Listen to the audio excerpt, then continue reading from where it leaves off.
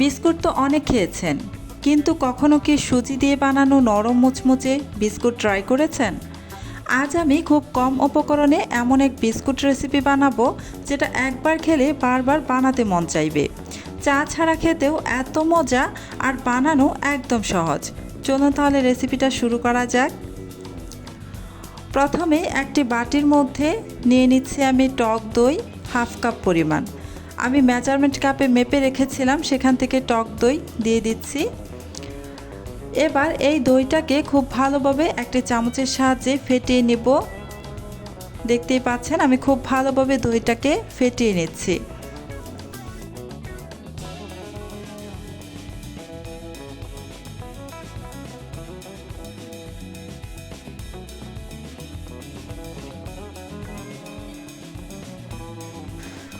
দই ফেটানো হয়ে গিয়েছে। এবার আমি এখানে দিয়ে দিচ্ছি চিনি, প্রায় হাফ কাপের মতো।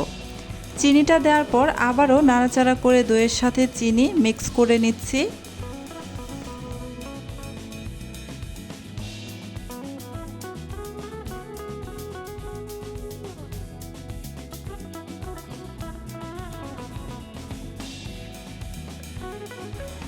এবার এখানে সামান্য একটু দিয়ে দিচ্ছি এলাচের গুঁড়া। এবার আবারও নাড়াচাড়া করে মিশিয়ে নিচ্ছি।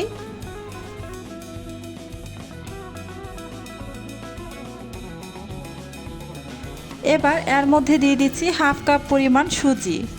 সুজিটা দেওয়ার পর নাড়াচাড়া করে টক দইয়ের সাথে খুব ভালোভাবে মিশিয়ে নিতে হবে। আমি সুজিকে টক দইয়ের সাথে খুব ভালো করে মিশিয়ে নিচ্ছি।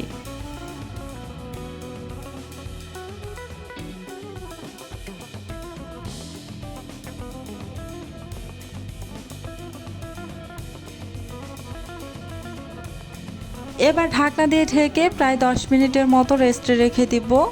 এই যে 10 মিনিট পর আমি ঢাকনাটা উঠিয়ে নিচ্ছি। এখন আমি এতে দিয়ে দিব নারিকেল কোড়ানো প্রায় 1/3 কাপের মতো। আপনারা আপনাদের ইচ্ছে মতো এখানে নারিকেল ব্যবহার করতে পারেন।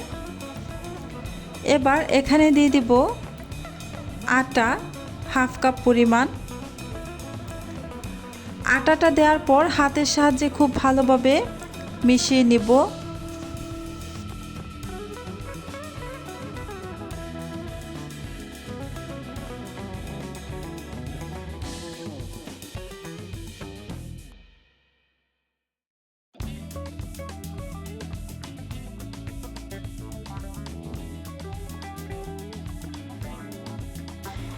এখানে কিন্তু বাড়তি কোনো পানি ব্যবহার করা যাবে না, পানি ছাড়াই ডোটাকে মাখিয়ে নিতে হবে। এবার এখানে দিয়ে দিচ্ছি 1 চামচ পরিমাণ ঘি। আমি এখানে আরও একটি উপকরণ দিতে ভুলে গিয়েছি, সেটা আমি এখন দিয়ে দিব। সেটা হচ্ছে বেকিং পাউডার। হাফ চা চামচ পরিমাণ এখানে বেকিং পাউডার দিয়ে দিলাম। যখন আপনারা আটাটা দিবেন তখন আটার সাথে বেকিং পাউডারটা দিয়ে দিবেন, তাহলে সবচেয়ে বেশি ভালো হবে। আমার মনে ছিল না, ভুলে গিয়েছিলাম, তাই আমি এ পর্যায়ে এসে বেকিং পাউডারটা দিয়ে খুব ভালোভাবে মিশিয়ে নিচ্ছি।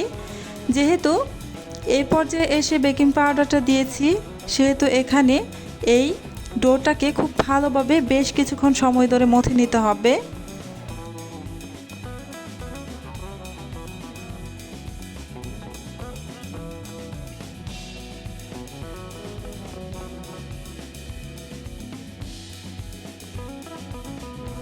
বেশ কিছুক্ষণ সময় ধরে মথে নিয়ে এবার আমি এই যে সম্পূর্ণ ডো একসাথে নিয়ে এই যে আরও কিছুক্ষণ সময় ধরে এভাবে মথে নিব। এতে করে এই বিস্কুটগুলো খুব সুন্দর হবে।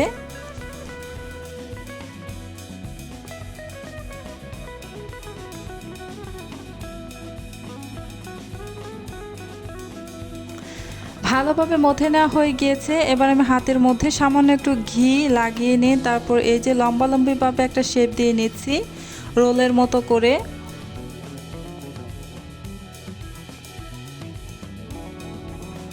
এবার একটি ছুরির সাহায্যে এই যে এভাবে একটু বাঁকা করে কেটে নিব।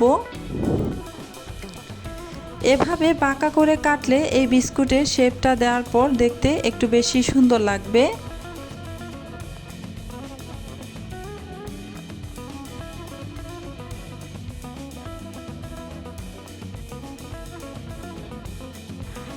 এবার বিস্কুটগুলো আমি বানিয়ে নিব। এই যে এইভাবে হাত দিয়ে চারপাশ থেকে একটু সমান করে লম্বালম্বিভাবেই রেখে দিব। এই যে একটি বিস্কুট আমার বানিয়ে নেওয়া হয়ে গিয়েছে। এভাবেই বাকি সবগুলো বিস্কুট আমি বানিয়ে নিব। একদমই সহজ এই বিস্কুটগুলো বানানো, দেখে নিশ্চয়ই বুঝতেই পারছেন। আপনারা চাইলে একটু ডিজাইন করে নিতে পারেন, তবে আমি এমনিতেই বানাবো।